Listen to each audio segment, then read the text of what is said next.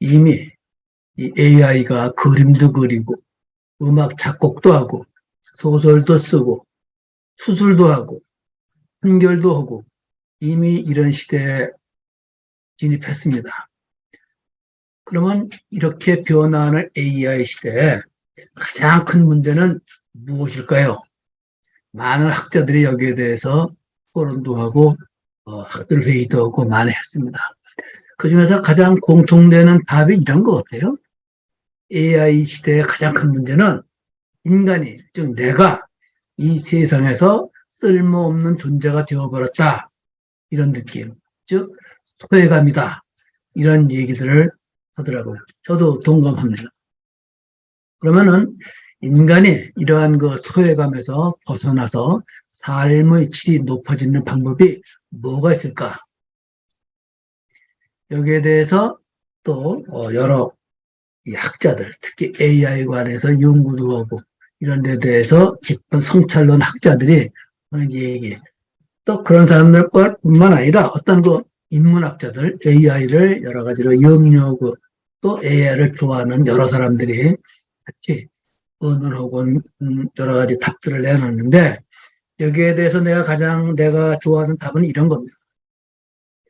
AI로 인해서, 즉 AI가 너무 우리보다 강하잖아요. 이런 AI 때문에 내가 쓸모없는 인간이 되어가고 있다. 이런 생각이 들 때 그때는 나를 다시 바라보자. 어떻게 바라보느냐. 나는 온 우주를 품고 있는 위대하고 아름다운 존재이다. 어찌 하찮은 기계와 나를 비교할 수 있겠는가. 어떻게 생각하면 어떤 동양의 어떤 현자들이 하는 얘기 같은데 반드시 그렇지만도 않아요. 나는 이런 프로그램, 알고리즘 짜는 일이 얼마나 힘듭니까? 말도 못하게 짜증나는 일 아니에요. 그런 사람들이 이런 얘기를 많이 하더라고요. 여기는 현재 인공지능이 그린 렘브란트 그림을 그린 그런 프로젝트입니다.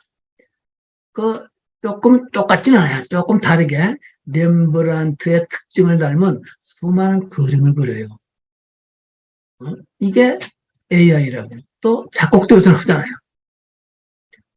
앞으로 저희 인간과 대화하는 그런 같이 대화할 수 있는 그런 로봇가 나와가지고 이번 라스베가스에서 열린 CES 포럼에서도 아주 제일 각광을 받았다 그러는데 인간의 외로움도 달래줄 수 있어요. 앞으로 AI가 어떻게 발전할지는 아무도 몰라요. 그러면 이렇게 AI가 발전한 시대에 뭐가 필요하냐면은 AI 시대의 윤리학이 필요한 겁니다. 그러니까 어떤 농경시대에는 농경시대의 윤리학이 필요한 거고 전쟁에는 전쟁의 윤리학이 필요한 거고 AI 시대에는 AI 시대에 맞는 그런 윤리학이 필요한 겁니다. 윤리학이라는 게 뭡니까? 도덕의 원리, 도덕의 기원, 발달, 도덕의 본질과 같은 다시 말하면 인간이 올바른 행동과 선한 삶을 규명하는 철학의 윤리학 아니에요. 더 쉽게 얘기하면 우리 삶에서 바람직한 상태는 무엇이며 선악의 기준은 무엇이고 우리 삶에서 노력할 만한 것은 무엇인가 등을 연구하는 학문입니다. 우리 정치에서 가장 큰 문제되는 게 뭡니까? 사실은 이 윤리예요. 이 높은 직급을 가진 사람이 무엇이 옳고 무엇이 그르고 무엇이 공적인 마음인가 이걸 모르잖아요. AI도 마찬가지거든. AI 알고리즘을 개발하는 수많은 학자들이 제일 먼저 필요한 거는 바로 알고리즘의 AI의 윤력이라는 건 알고리즘의 윤력이나 마찬가지예요. 알고리즘이라는 건 쉽게 말하자면은 프로그램 명령어의 집합 아니에요. 알고리즘은 연산, 데이터 마이닝 또는 자동화된 추론을 수행하는데 모든 프로그램 명령어의 집합을 의미한다고 봅니다. 그러니까 알고리즘의 윤리학, 그러면 AI의 윤리학입니다. 21세기 기술에는 일종의 광기가 있다. 전에 강의에서 이렇게 얘기를 했습니다. 그럼 이 광기를 어떻게 치유해야 될까? 광기를 넘어서기 위해서는 문제들을 정체성 안에서 보고 이성과 지성뿐만 아니라 인류가 가진 사랑과 연민 그리고 연대의 힘이 요구된다. 이것이 오늘날 요구되는 함께 된 처방이다. 이 하이데거 한 말인데 이렇게 심플하고 이렇게 훌륭한 말을 나는 이렇게 어떤 책에서도 본 적이 없어요. 그래서 내가 이런 쪽의 얘기를 하면 반드시 나는 하이데거를 먼저 생각을 합니다. 이런 기술에 대한 시각이라는 거는 서구적인 합리적 지성인의 시각이지만은 동양의 현재라면은 어떤 처방을 내릴까 이런 것이 또 나의 관심입니다. 이 사진이 이건 내가 자주 가는 공원이 있는데 공원에 있는 사진에서 이 나무를 바라보니까 얼마나 아름다운지 몰라요. 당당하고 웅장하고 말이에요. 그 눈바람을 맞으면서 그냥 서 있는 모습이 너무 참 당당하고 참 멋있게 보이더라고요. 다음 사진은 눈이 사라졌을 때 모습입니다. 이때도 똑같은 나무인데 말이에요. 이렇게 멋있더라고요. 이 나무 속에서 저는 AI 시대의 윤리학이라는 걸 전 생각을 할 수가 있었습니다. 하이데거이란 말했죠. 들길에서 우리는 세계를 자신의 의지를 관철시키기 위한 대상으로 체험하지 않고 우리를 감싸 안으면서 우리 존재를 가능하게 하는 특전으로 경험한다. 우리는 자연의 들길에서 불안을 느끼는 것이 아니라 밝음과 아늑함을 경험한다. 이러한 터전을 상실한다면 인간은 아무리 부유해도 방황하는 삶을 살게 될 것이다. 단순 소박한 것이야말로 영속하고 비리한 것의 수수께끼를 보존한다. 네, 이런 얘기입니다. 그래서 원자력과 같은 인간이 교묘한 계산이 만들어낸 거대한 기술은 인간을 속박하게 될 뿐이다. 그러니까 원자력 발전소를 가보면 알아요. 얼마나 그 거대하고 선박한 건지 말이에요. 그러면 AI 시대의 가장 큰 문제는 뭐냐? 아까 말했지만 세상에서 내가 쓸모없는 존재가 되어버렸다는 소외감 아니에요? 왜 그렇게 소외감이 생기느냐? 인간의 뇌라는 건 말이에요. 수천 년 전 과거나 현재나 별 차이가 없어요. 그런데 컴퓨터의 연산 능력은 2년마다 2배로 성장한다는 법칙이 있잖아요.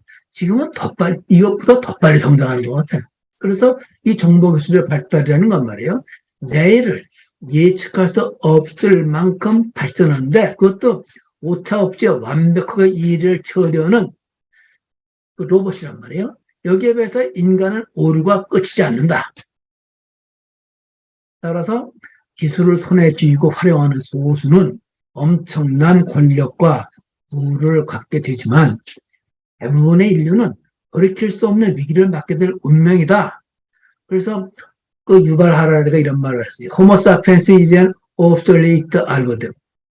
이건 시대착오죠. 인간의 논리를 알고리즘으로 비교한다면 이건 아주 구시대적이다. 이렇게 한숨을 내신 거예요. 과거 기계가 인간과 경쟁한 것은 주로 육체적 능력에서였죠. 능력이란 말이에요. 그래서 그런데 인간은 인지력에서는 기계보다 월등하게 유리했잖아요.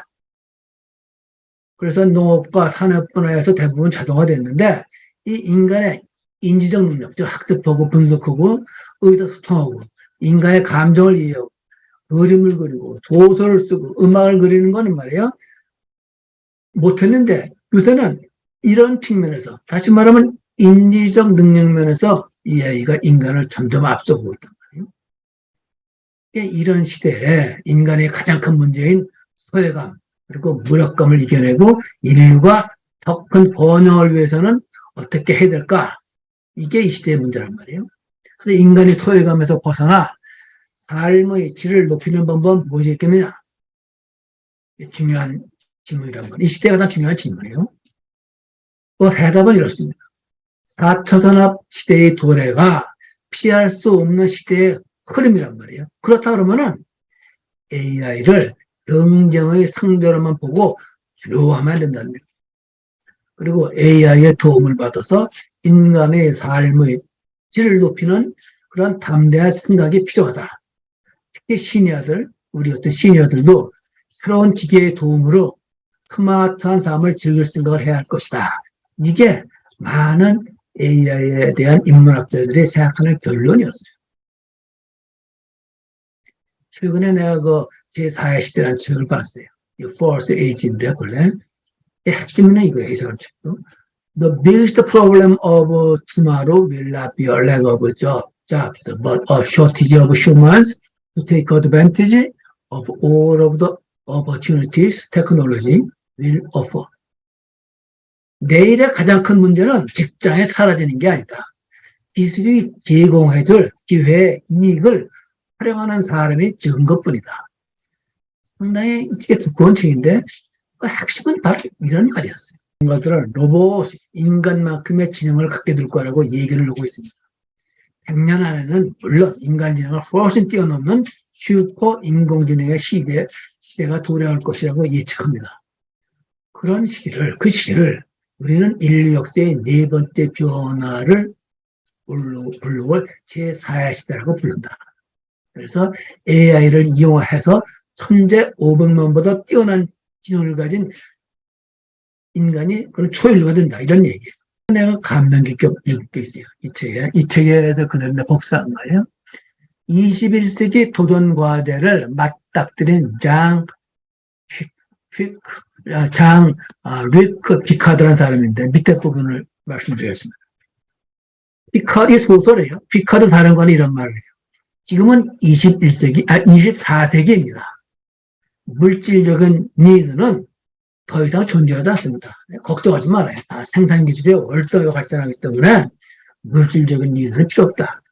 그러니까 여기에 같이 대답하는 사람이 오펜하우스라는 사람이 있는데 그렇다면 인간의 도전 과제는 무엇인가요? 하고 물어봤어요. 그때 그 사람은 이런 말을 해요. 오펜하우스 씨, 도전 과제는 자신을 향상시키는 것입니다. 스스로 풍요로워지기 위해서 말입니다. 당신도 즐겨보세요. 그 옛날에 우리 선조들이 해왔던 거예요, 쭉. 옛날에 우리 선조들이 쭉 이거 해왔던 겁니다. 서양도 마찬가지고. 다만, 서양 그리스에서는 보수의 그리스 시민들만 이러한 풍요로운 삶을 유지할 수가 있었고, 동양에서는 선비들이, 특히 한국에서는 말이에요. 선배들만 이런 풍요로운 생각을 하고 행복해질 수가 있었어요. 동양의 현재들의 그 생각을 한번 정리해 봅시다. AI로 인해서 내가 쓸모없는 인간이 되어가고 있다는 생각이 들 때 고개를 잠시 돌려서 세상과 나를 현재 눈으로 다시 바라보자. 나는 온 우주를 품고 있는 위대하고 아름다운 존재이다. 어찌 하찮은 기계와 나를 비교할 수 있겠는가? 부처님이 말씀하신 천당 천하 유화독전도 같은 얘기고 장자의 기심기사도 같은 얘기고 금강경에는 이런 얘기가 있잖아요. 금강경의 핵심 사상은 뭡니까? 아상을 버리라는 거예요. 아상을 버리고 업장 소멸하라. 이런 게 불교적 가르침 아닙니까? 이 사진이 뭡니까? 이게 파도예요. 바다예요. 바다의 파도 사진입니다. 인간 개개인은 이 중에서 아주 지극히 작은 파도에 작은 물방울에 지나지 않아요. 근데 사실은 우리가 잠시 생겼다 사라지는 하찮은 파도 같다는 그런 망상을 버려야 되는 얘기. 그리고 내가 천상천하유화독되는 말이 이런 말이에요. 내가 영원하고 무한한 바다임을 자각하는 그런 순간 우리는 더 이상 갈 곳이 필요 없다.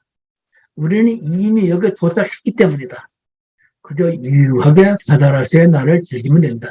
나는 파도의 물방울이 아니라 바다이고 이미 인간은 도착해 있다는 얘기예요.